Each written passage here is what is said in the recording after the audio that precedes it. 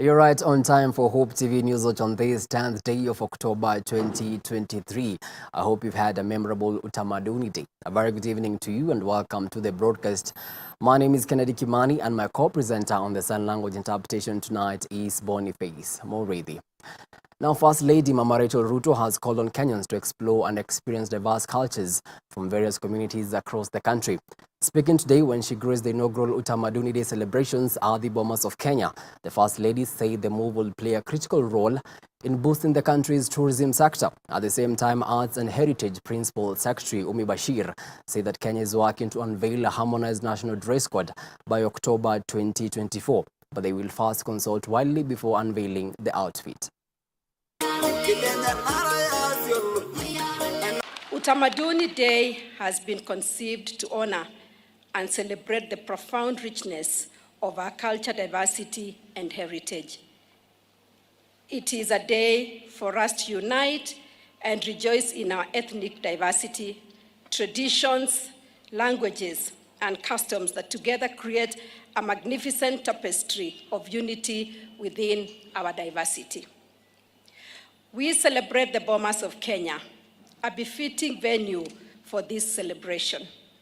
Bomas is truly the melting pot of our cultures.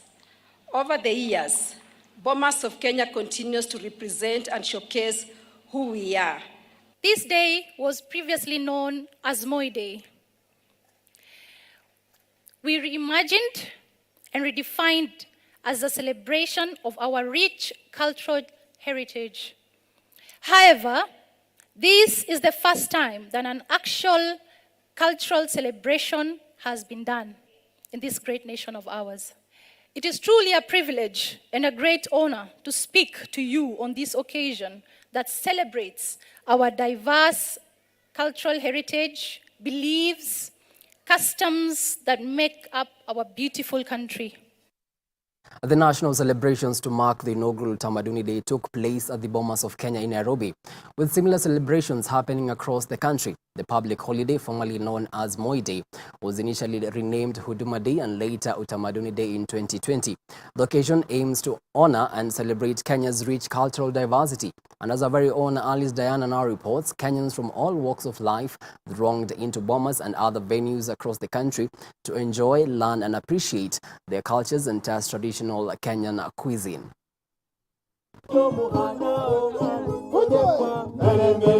Different communities across the country have today celebrated their cultural heritage and diversity in style. At the Bomas of Kenya, cultural dancers from different communities showcased their unique dancing styles and attires. Tazama Mbele dancers from the Ameru community performed their traditional dance called Mwinjiro, a dance that used to be performed during the harvesting season. Tumekuja kulipresent Mwinjiro, ambao ni wimbo ulikuwa unaimbwa wakati wa kale na wasee na vijana wakati wamevuna na baada ya kuvuna wakisherehekea ile mavuno yao. Tunajivunia kuwa sasa tunajua Kenya mzima kuna hii program ya kusherekea utamaduni wetu na kukumbuka yale mambo tulikuwa tunafanya pale mbeleni na ili tuyazingatie. Nandolia Cultural Group from Bungoma County they also showcased their Bukusu traditional dance known as Kamabeka. According to the group, the dance is usually performed by both men and women during happy occasions. Our dancing style, it is called Kamabeka. We just shake the shoulders minus body. Yes.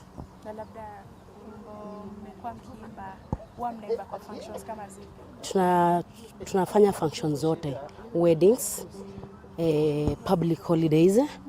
We also do competitions in Kenya music and cultural festivals. We always participate. Any other events, as long as mtu ametaka culture ya Bungoma, tukiitwa tunakuja. Kukuja kwetu, we want to show Kenyans that being our own culture, we want to preserve this culture, because mwanzo ilikuwa inatumika na wasee kina mababu zetu. Sasa unajua ukikufa hivyo lazima waache nini generation ikienda hivyo, and that's why sisi tulichukulia hapo tukasema ya kwamba acha pia sisi tufanye nini, tuendelee kwa wale watoto wenye wanazaliwa wajue kwamba hii ndiyo culture yetu. Si siku hizo wanasema modern dance, kucheza unaruka unarusha miguu, yetu ni shoulder kama beka. The Kangwa traditional dancers from the Akamba community also performed their unique traditional dance called Mukanda dance, a dance that was always performed during bumper harvest and happy moments. We do, this dance is called Mukanda dance. It was done by middle-aged women and men after a bumper harvest or when they are in a celebratory mood, during weddings and all that, when people are happy. You know, this art is also very vigorous. It is very unique to the Kamba community, and only Kambas can do it. Lawrence Otieno from the Ramogi traditional dancers in Homa Bay County, who donned his Luo traditional attire, which included a traditional hat made from ostrich feathers, said he appreciates everything about his culture, including their staple food, which is fish. Kwa community yetu kama Mjaluo, sisi mara mingi sana tamaduni zetu tunaipenda kushinda vitu mingi, tamaduni tu, hata si kitu nyingine. So kama saa hii kila kitu kimoja tukipeleka ni baki. Kama nitapata kasamaki, hata kama nikamkia, hata kama nikakichwa tu ya samaki, nionje tu, sitaki chakula nyingine. Bora nione tamaduni. I will feel this holiday. Nitaifeel mbaya sana. Hata sasa naifeel mbaya because naona kila tribe wamekuja na tamaduni zao. Hata si Wajaluo wenzetu wamekuja. Na ukiniona hivi, hii ni Lake Victoria. The only lake where we found a Nile perch. Those who visited Bomas of Kenya also had an opportunity to learn more about indigenous foods and their benefits. Na tumeona ikisaidia watu sana. Kama this pumpkin seed. Pumpkin seed contains zinc, iko na potassium, iko na iron. So wamama wakati wamefikia miezi yao, if they continue consuming this, watajisuia. Pia iko na anti-cancer ndani na pia inasaidia wazee wetu. Sisi tunaeneza ukulima wa agroekolojia, ukulima ambao unazingatia mazingara, kutengeneza mazingara yawe mazuri, kuangalia mbegu zetu za kiasili, kuangalia kama ni mbolea, kutumia mbolea ile inarudisha uhai kwa mchanga. Na tunafanya hivyo tukijua kwamba tumeweza kama jamii tumeweza kupoteza mbegu zetu za kiasili, na hizo ndio zina manufaa mengi katika jamii. As Kenya celebrates Utamaduni Day today, all tribes in Kenya have been urged not to forget about their cultures. For Hope TV Newswatch at Bomas of Kenya in Nairobi, I'm Alice Diana. Thank you so much, Alice, for that report. As the country took time off to celebrate Utamaduni holiday, Kenyans from different walks of life have called upon the government to put in place measures to preserve Kenyan cultures. Speaking to Hope TV, some noted that some of the local cultural practices have been eroded in the adoption of foreign cultures. They have noted that it is important for the government to support artists and pass down progressive cultural education to the next generations by incorporating it in the CBC education system. Tess Jenga went to the city of Nairobi and prepared the following report. It is a day that was formerly known as Moi Day and transitioned to Huduma Day and is now known as Utamaduni Day. It is a day that has been set aside for Kenyans to celebrate their diverse cultures in the country. We went to the streets of Nairobi, which were fairly less busy than usual, and spoke to Kenyans on how they are celebrating Utamaduni Day. A spot check round the capital city, Nairobi, indicated that business was slow, with buses and matatus waiting a long time to get filled up. The roads were also quite clear as compared to ordinary weekdays, where traffic snarl-up is common. However, in various parts of the city, most businesses were up and running, with a fair population going about their usual day-to-day engagements. Speaking to Hope TV on whether Kenya has been successful in maintaining its diverse cultural practices, some noted that local cultural practices have been eroded in the adoption of foreign cultures. It has been provided by the government, so I'm acknowledging it. So a day we are putting aside to remember our heritage.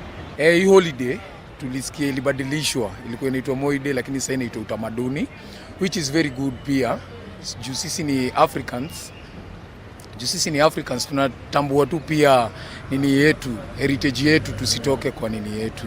More need to be included even in the school system, in the new curriculum, the CBC.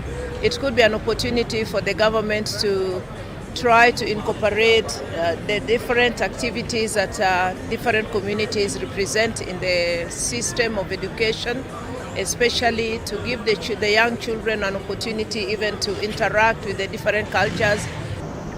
However, some Kenyans seemed to be unsure of what the celebration is about, assuming that it is Huduma Day. Kuna wenye wamezitunza na kuna pia wenye wamezichukulia hivi hivi juu ya kulingana na vile sahi uchumi iko. So mtu anaona badala niende nishereke pale, heri niende tu nitafute kazi ama nitafute pesa ya watoto wangu ama ya chakula ya nyumba ama ya rent. Festival where we come and present or display our different cultural beliefs and practices, maybe in terms of dressing, in terms of the foods that we eat, and in terms of some of the entertainment activities that we used to carry out in the past. Interior Cabinet Secretary Kithure Kindiki on Sunday 240 said that 10th of October will henceforth be commemorated as Utamaduni Day and not Huduma Day. Katiba ya Kenya inatambua utamaduni. Siku ya Jumanne tumetangaza ile ambayo ilikuwa inaitwa Moi Day zamani. Siku hizi tumesema tarehe 10 mwezi wa 10 tutakuwa tunasherekea kila mwaka siku ya utamaduni wa watu wa Kenya. Na pale Bomas kutakuwa na sherehe kubwa ya kusherekea utamaduni wa jamii mbalimbali za watu wa Kenya. In a bid to preserve the diversity of culture in the country, a section of Kenyans have asked the government to support artists and pass down progressive cultural education to the next generations by incorporating it in the CBC curriculum system. Reporting for Hope TV Newswatch, I'm Tess Njenga. Thank you so much, Tess, for that report. Now, Fellowship of Christian Unions Kenya have celebrated 50 years of reaching, equipping and impacting students and graduates in institutions of higher learning across the country for effective living. During the celebrations which were held at the University of Nairobi, various speakers reflected on their journey with Focus Ministry, saying it has impacted their lives greatly. At the same time, Focus also launched a book titled The Mastered that has captured its history since the union was registered in the year 1973. Now, joining me now in studio is the National Director of Focus Kenya, Pastor Simon Kande. Karibu sana to the studio. Thank you so much. 50 years, yes. Such a great milestone. Congratulations. We thank God for His goodness. Yeah, I mean, what is Focus all about? Focus is as you have said, is a fellowship of Christian unions. It's the umbrella body that links and networks all the Christian unions in the universities and colleges in this country, both in the public universities, private universities, colleges, TVETs and KMTCs. Yes. So take us down the memory lane, the history of Focus, how from when it began all the way to now. Wow, that may require 5 hours or so, but we have all the time. We have the book here, which has captured that history. But basically, for the student works, Christian student movement began in the late 50s. That's in 1959. That's when the first Christian Union was established in the Royal College then, University of Nairobi. And after that, a number of campuses started coming on board. That time, there was what was called PAFES, Pan-African Evangelical Fellowship of Students, which was a body that was serving about seven countries in Africa. But as time went on, after the 60s and early 70s, there were more colleges in Kenya. And in 1972, Focus East Africa was formed.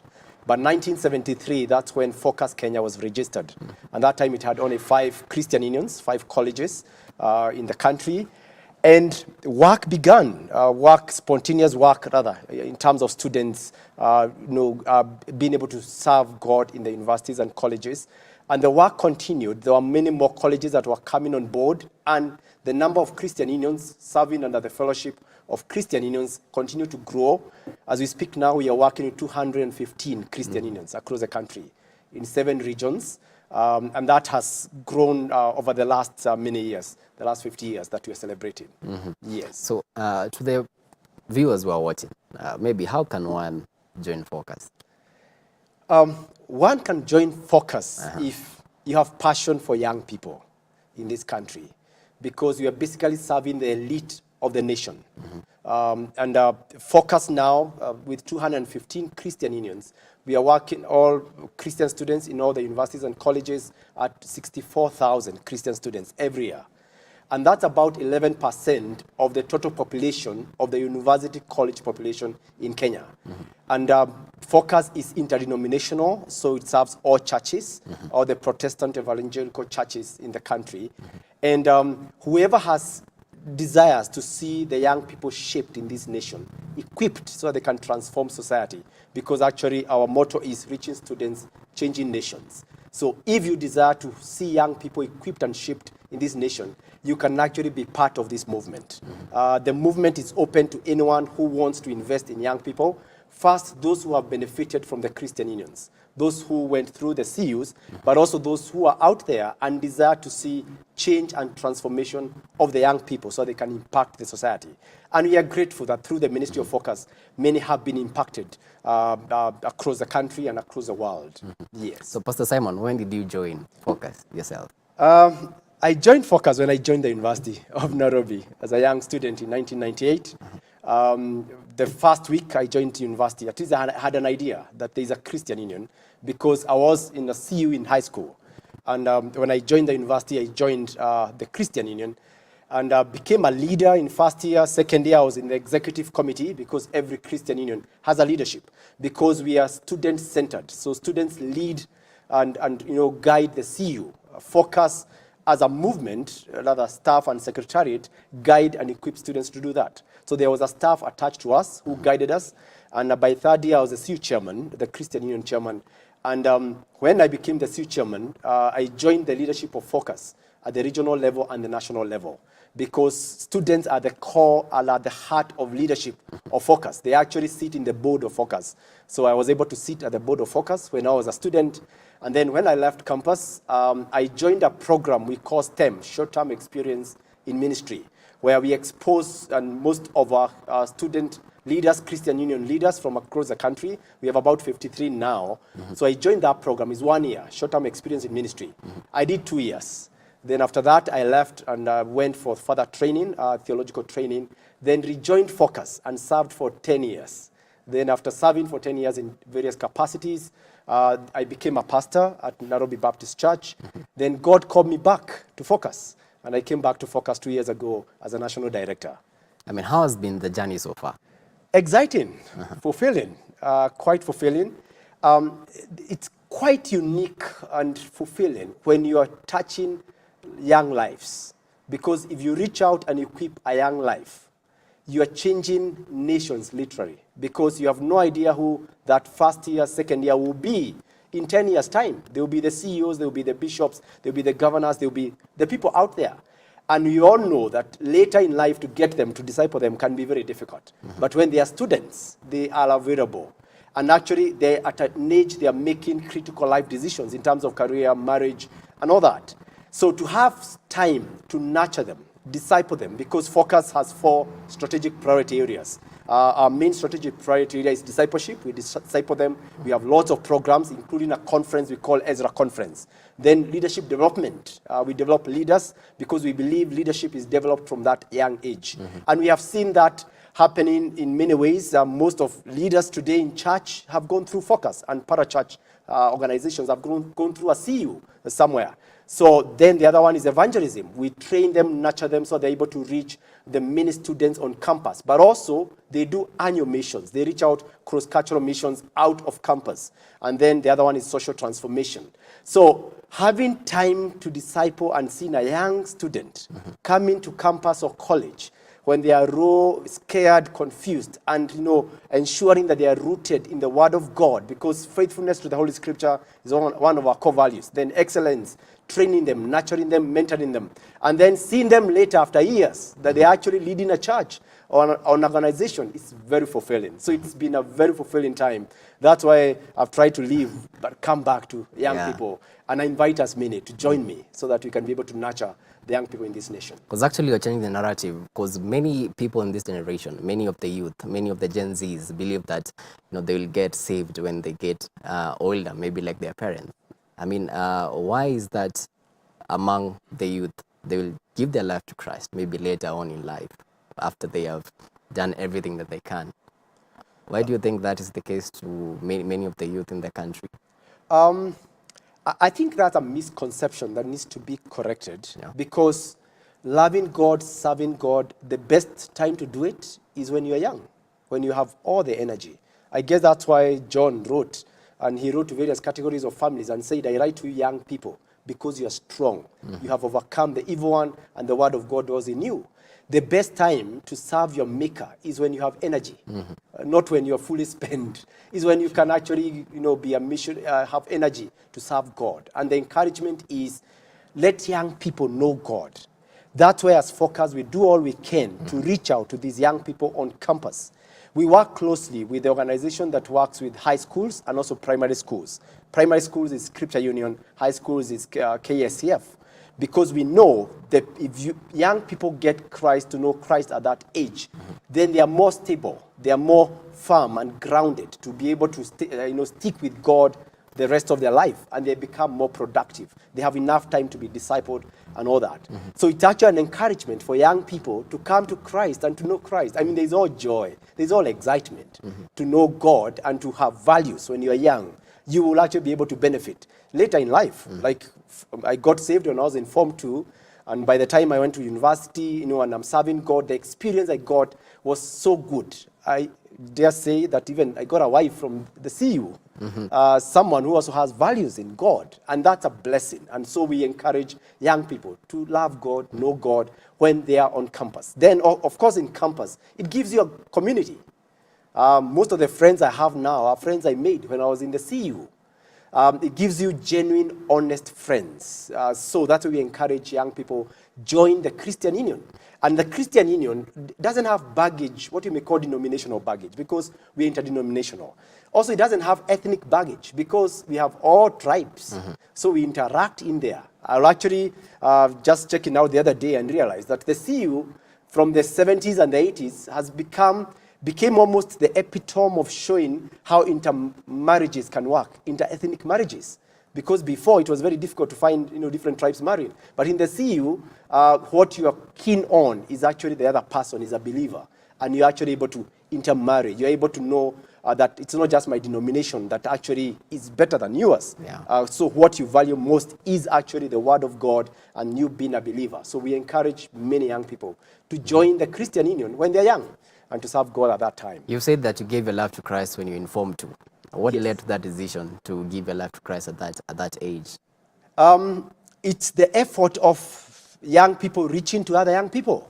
So in the high school where I was in, there was a nascent Christian Union, and they were able to reach out, and I found joy I found, wow, these people are different from the ones that I was hanging with.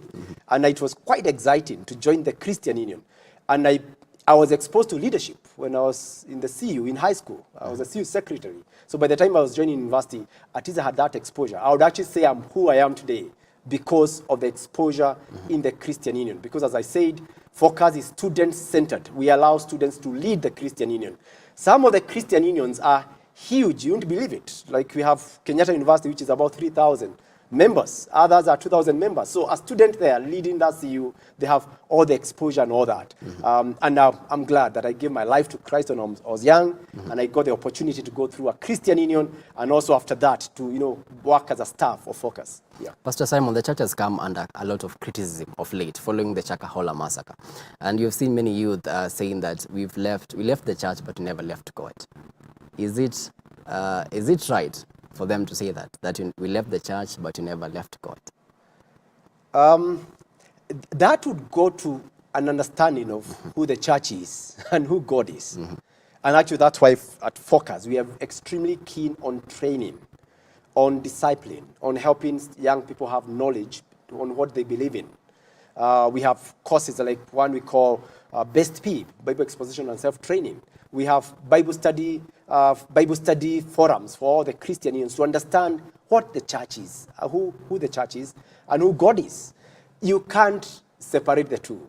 As Corinthians has it, Christ is the head of the church, and we are one body. So you can't say you have left the church and you haven't left God, because first, you are the temple of God yourself, and then the same Bible tells us that we should not forsake meeting together as believers. So that understanding is helpful, and we shouldn't necessarily pick if one segment of church or a denomination has issues. That does not mean that the body of Christ is not there. The church, authentic church, is not there. And you need to be the authentic church yourself. So you shouldn't actually be living and saying I've left because there are some errors in church, but actually you need to participate in church itself. And part of the Focus philosophy is to help young people, equip them so that they can actually be effective in church and society. Actually, our vision is Christian students and graduates impacting institutions of higher learning, church and society. Our desire is to see those young people, as we equip them, later serving in church. And it gives me lots of joy when I meet someone who was in the CU. Actually, they are the ones who are serving in church in various capacities. And we have many who are leading churches in Kenya today who have gone through the CU. So our training to young people is not to run away from church. It's actually we train them for church. Focus works for, we are like the factory. We receive the raw material, nurture it, then release it to church and to the marketplace. And we are grateful, actually, from all our Christian union, we have about 11,000 or so fresh graduates who leave our campuses every year, going to the marketplace. And they're impacting not just Kenya, but Africa and the world. And that's why the book I have here has lots of impact stories of people who are transforming the nations who have gone through Focus. Talking of the book, you actually launched it during the celebration of 50 years of Focus. Yes. Tell us more about the Mustard. We have attempted to capture God's work through Focus over the last 50 years. The impact is so huge, and it has taken us 7 years actually to do this book. And it captures the history of student movement from England before actually they came over as missionaries, and how the work was birthed in Africa and eventually in Kenya, and the impact that has had in the various sectors of life and society. So the Mustard captures that stories. Those stories coming all the way actually to this year in terms of what God has done through the journey of student ministry. And that's why we have labeled it as How Students Reach Students and Transform Nations, because we firmly believe in students, reaching students and transforming nations. And this book captures aspects of transformation in the marketplace, but also in the church and in the institutions of higher learning. But one unique thing is also social transformation.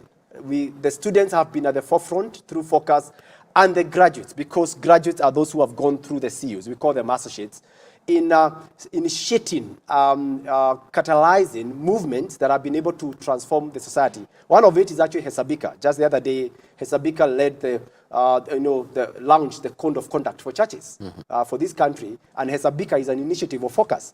And we have many others that actually have come as a result of student ministry and the ministry of Focus. So the book captures that story.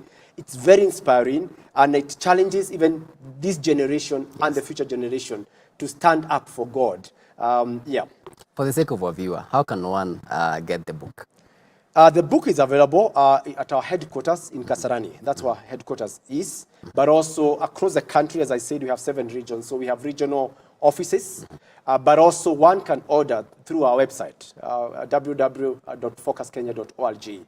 If you go to the resources, you can be able to actually order online, and then we'll be able to make the book available, both in Kenya and also abroad. Yeah, from what you've explained, Focus is really doing a lot to help young Christians in the universities and colleges.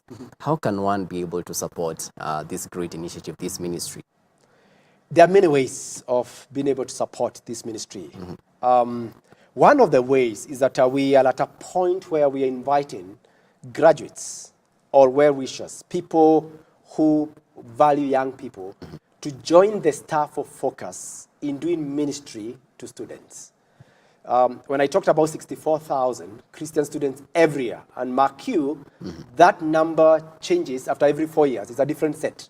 Because most students are in campus or college for 3, 4, at most 5 or 6 years if you're doing medicine. So we have only about 101 staff who are trying to do ministry across the country.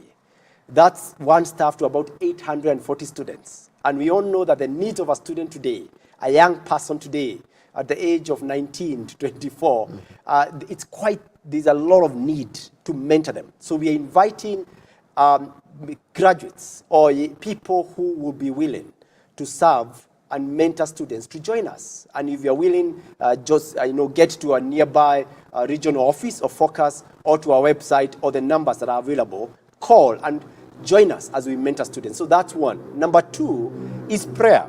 We are asking people to pray for the young people of this nation, because those who are keen on church history now know that Africa is the continent with most Christians globally, a title that was held by Europe for 1,000 years. It's now in Africa.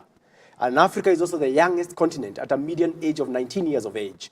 Meaning, if you care about the global agenda of Christianity, you must care about the African youth, a young Christian in Africa. So we are inviting as many to pray with us. Pray that God will reach out to many young people. And as you pray, most likely you're praying for your child who is in campus or college, or your grandchild. So pray with us. But lastly, Focus is locally funded. We don't have, that big donor. We wish we are part of the government's budget, the 3 trillion. But we are actually locally funded by individuals. Individuals support this ministry. We have many individuals who commit to give something every month, or after 2 months, or 3 months, or once in a year. And when we pull all that together, it's what helps us manage the budget of Focus. We also seek support from churches, because we're actually doing the work of church, and a number of churches have come on board. So we ask that you can actually support Focus financially through the pay bill that we have. The pay bill is easy to remember. It's 412. And you're able to support the Ministry of Focus by whatever you have. It can actually be even in kind giving. But also, we've started a project. Part of our discipleship program is to enable Christians in this country, especially young people, to read, to build their thinking, Christian thinking, character formation.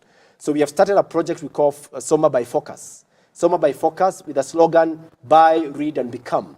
And we have been able to source lots of books. Those books are even for children, for teenage, for youth, and for everyone, even Bible commentaries and the like. And we have lots of them. And you can actually also buy. As you buy, read, and become, you're also supporting Focus in many ways. So there are many ways of supporting Focus. And we invite as many. Come and support, because you're not just supporting Focus, you're supporting the Christian youth of this nation. And as you support youth in this nation, you're literally supporting the youth of Africa and the world, and preparing some of them to be missionaries out there. Because, as we said, we are the epicenter of global Christianity as we speak. Okay, so the pay bill is 412. The pay bill is 412. And you can actually indicate either ministry fund, or if you want to support STEM. STEM is a short-term experience in ministry, then you're able to do that. But lastly, if you may allow me, we are also building an infrastructure for training for our young people. We hold conferences every year But also we are keen on mass training, mass mentorship, and mass conferencing. So we have a project in Kasarani of building a modern training center where we desire to train 10,000 young people, students every year, in a program we call Hatua project that requires about 300 million. And as we do that, we also build buying land in the regions for student centers. Students may not afford the big hotels, but they want a place where they can be trained en masse, where they can be able to learn the scriptures and all that. So we're already doing that, and eventually also getting a conference center in Pwani where we are buying land. So that project also you can come in and support so that we can have an infrastructure that will be able to nurture the 64,000 Christian students every year. And if you do that, we are sure the future is brilliant and is there. Okay, great plans right there. And as you conclude, maybe what is your parting shot? My parting shot, I'll pick it up with last year, God helped me to meet an old Norwegian professor. He's a Christian and he visited this country. And he told me some words that have stuck with me. He told us, I plead with you Kenyans, don't go the way the Western world went, especially Norway. He said 100 years ago, Norway was a Christian nation, like Kenya is 82%. But as we speak now, their evangelicals are less than 3%. But he said, if the high schools and the universities become secular, no one will stop a nation from becoming secular. If the high schools and universities and colleges become secular, no one will stop the nation. Because that's where leaders are formed. And the parting shot is focus. The Christian unions is the gate that is stopping Kenya from becoming secular. Please join us, so that we can equip these young people, because they're the leaders of tomorrow, so that we can equip them with the gospel. We can equip them, because if they are healthy, as Christians when they are students, we will have healthy churches in the future, we will have a healthy nation in the future, and we will have a missionary force from Africa. Please spare time to pray with us, spare time to mentor students with us, spare time to support us financially. And it doesn't matter, you don't have to have so much money. The little bit here and there can come on board, and we are able to equip the students for God. And God will bless you. Amazing. That has been Pastor Simon Kande, the National Director of Focus Kenya. We hope to be there when Focus is at 100. Yes. And all the best in the ministry. I hope to be there also. Celebrating what God has done. God willing. Thank you. Great. God bless you. Thank you so much. That has been Pastor Simon Kande, the National Director of Focus Kenya. On this note, we take a short break, but after the break, we still have much more ahead, so stick around.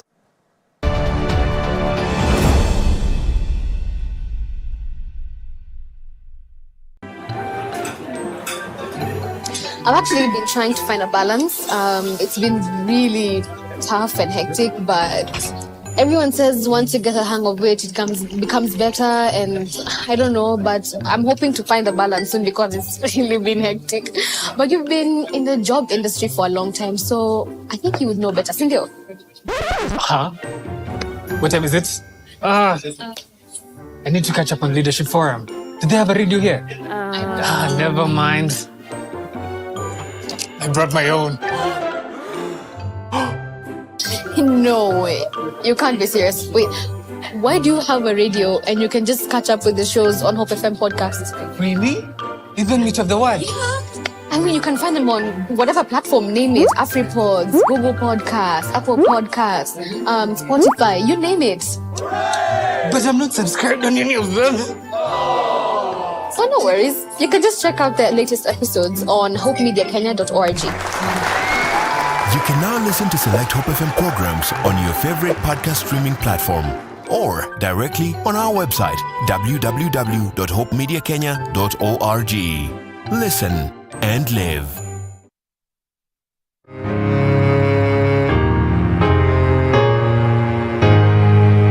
My best part about being a Hope FM listener was Hope Through the Night.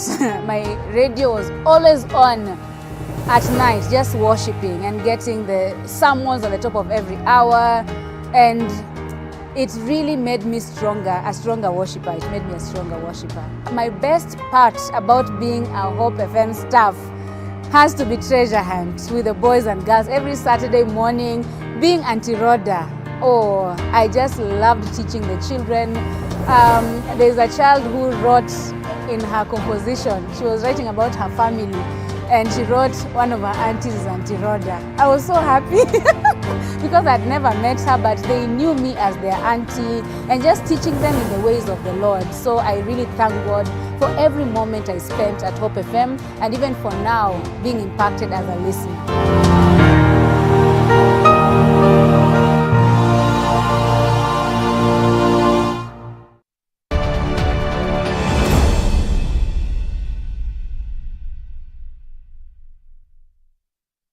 Welcome back. You're watching Hope TV Newswatch. Now allow me to sample some of your comments on YouTube regarding the conversation we had with the National Director of Focus. And Brian Likono says, happy 50 years Focus Kenya, wishing you many more.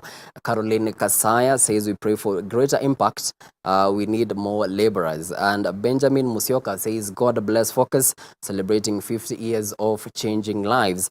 Martin Mwadhi says, wow, tuned in from Kisumu. Focus has actually shaped me to be the person I am today. Since those days, I was a young, naive first year up to now. Nelson Nyaga says, keep up the good work. Thank you so much. Rahab Wanjiro says, great parting shot. And Ruth Kihika says, may God bless the work of Focus Kenya. Thank you so much for your feedback. Moving on, Prime Cabinet Secretary Musalia Mudavadi says the continuous influx of displaced populations to Kenya calls for comprehensive and adaptable solutions to address issues of displacement and identity. Speaking during the 74th session of the Executive Committee of the High Commissioners Program in Geneva, Switzerland, the Prime CS stated that solutions must consider both refugees and host communities. According to Mudavadi, Kenya has assisted over 80,000 refugees and asylum seekers in their voluntary repatriation efforts, supporting them in returning to their countries of origin to rebuild their lives and nations. The Declaration on Health, made in Nairobi, and the Mombasa Declaration on Registration of Somali Community have been implemented by government with support of partners. Meanwhile, Kenya has assisted over 80,000 refugees and asylum seekers in their voluntary repatriation efforts, supporting them in returning to their countries of origin to rebuild their lives and nations. Our world is undergoing intense shifts from climate-related crises to political upheavals, leading to a surge in global displacement of persons. It is our collective responsibility to provide refuge and opportunities to displaced persons. In the early 20th century, many villages on Kenya's border towns became a sanctuary for waves of those fleeing violent conflict and drought. It is now a melting pot where diverse cultures converge, transcending place of origin boundaries and forging a unique fusion of traditions and identities. Certainly, the challenges faced by those seeking refuge and host communities are immense, but more profound are the bonds of solidarity that form this mosaic of humanity. All work hand in hand to build new lives and also a sense of community. The Narok County government has commissioned an emergency and response center in preparation for the El Nino rains, following a prediction by the weatherman that the county is the red spot county. Speaking during the commissioning of the office next to the Narok County Commissioner's office, the Narok Governor Patrick Ntutu said Narok town is one of the risky areas as flash floods occur in the town every rainy season. Hii mwaka tumeambiwa ya kwamba kutakuwa na El Nino. Ina maana kwamba itakuwa na mvua nyingi ambayo itanyesha. Na kila county government wameshaambiwa na rais wetu William Samoei Ruto na serikali kuu ya kwamba ni vyema tuwe prepared wakati huu ambao tunatarajia mvua nyingi. Na kama vile pia mumeona kwa TVs na social media ya kwamba Narok imewekwa kama moja ya zile red ama hotspots, na sana sana kwa kaunti mzima Narok town imesemekana kila wakati ikinyesha mvua nyingi utaona kwamba watu wanasombwa na maji, mali inasombwa na maji. Away from that, and the Rakanithi County leadership is raising an alarm over the dwindling numbers of boys showing interest in school. Speaking at the grand opening of the PCA Itugururu Primary and Junior Secondary School in Igamba Ngombe sub-county, leaders led by Governor Muthomi Njuki noted the shrinking numbers, urging parents to change the tide. I was surprised for what I saw in Igamba Ngombe. Children were refusing to go to school. They were already involved in illicit drugs, brews, so on and so forth. And one wonders, if we don't take our children to school, where are we headed to? Kuna vijana wengi sana huko Gishagi ambao wamekataa kusoma. Watu wanaenda kibarua ya kuchunga ng'ombe, kibarua ya kufanya nini, wataki kwenda shule. Madam ametuambia ati kuna kijana anasema yeye analipwa 200 kwa kushinda kwa shamba ya watu kulima, lakini akienda shule hapati kitu. You must invest now. Lazima ukubali saa hii uende shule, ndio baadaye badala ya kupata 20,000 upate nini 200,000. Si namna hiyo? In order to address the increased blood shortage in the country, LG Electronics has partnered with the Kenya Red Cross Society and the Kenya Tissue and Transplant Authority as part of its corporate social responsibility through the Lives Good Blood Drive that took place at LG brand shops located at the Kendrell Towers and Adlife Plaza. A total of 121 pints of blood were collected. The successful completion of the donation drive and the collection of safe and compatible blood will address the immediate and urgent shortages experienced in healthcare facilities and hospitals. Today we are in partnership with OPALET, KTTA and the Kenya Red Cross and have come together to address the pressing issue that affect our nation, the shortage of the blood supply. So through this blood donation drive, our goal is to collect at least 300 pins of blood to our brand shop located in the Kendrell Towers and the Adlife Plaza and the Timor. This is something that is on the rise, and the blood supply, it's very low. The demand is high compared to supply, and it depends on us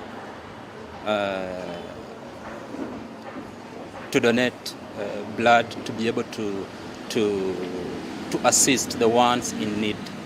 Its partner brand shops located at various locations around Nairobi. LG aspires to collect at least 300 units of blood.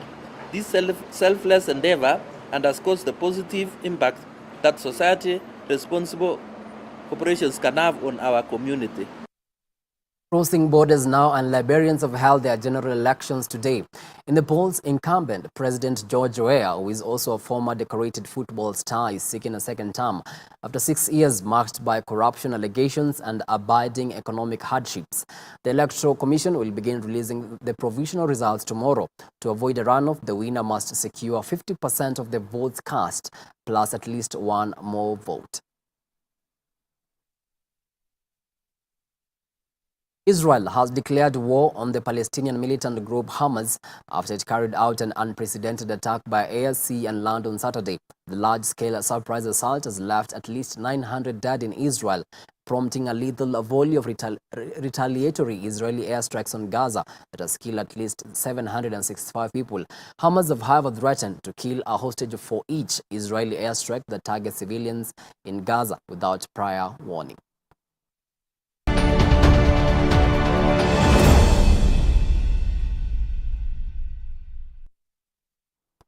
And to some sporting action now, the Kenya national football team Harambee Stars kicked off their preparations today ahead of their scheduled friendly match against Russia on Monday in Turkey. The match will be the final test match ahead of the upcoming 2026 FIFA World Cup qualifiers set to kick off in November this year. Harambee Stars have been pulled in Group F against Ivory Coast, Gabon, Gambia, Burundi and Seychelles.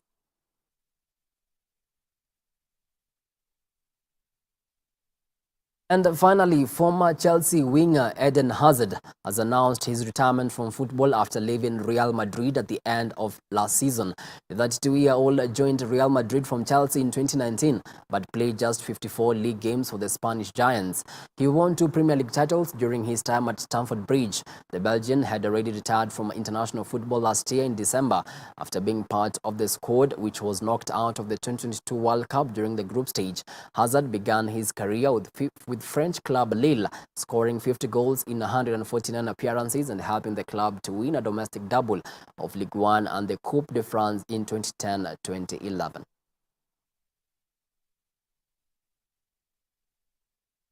And just imagine retiring at the age of 32. Must be nice. Anyway, with that, we come to the end of our news tonight. Many thanks to you for watching Hope TV Newswatch. We really do appreciate the value of your time. On behalf of the whole team that made this broadcast a success, have yourself a blessed night. My name is Kimani, and my co-presenter on the sign language interpretation has been Boniface Moridi.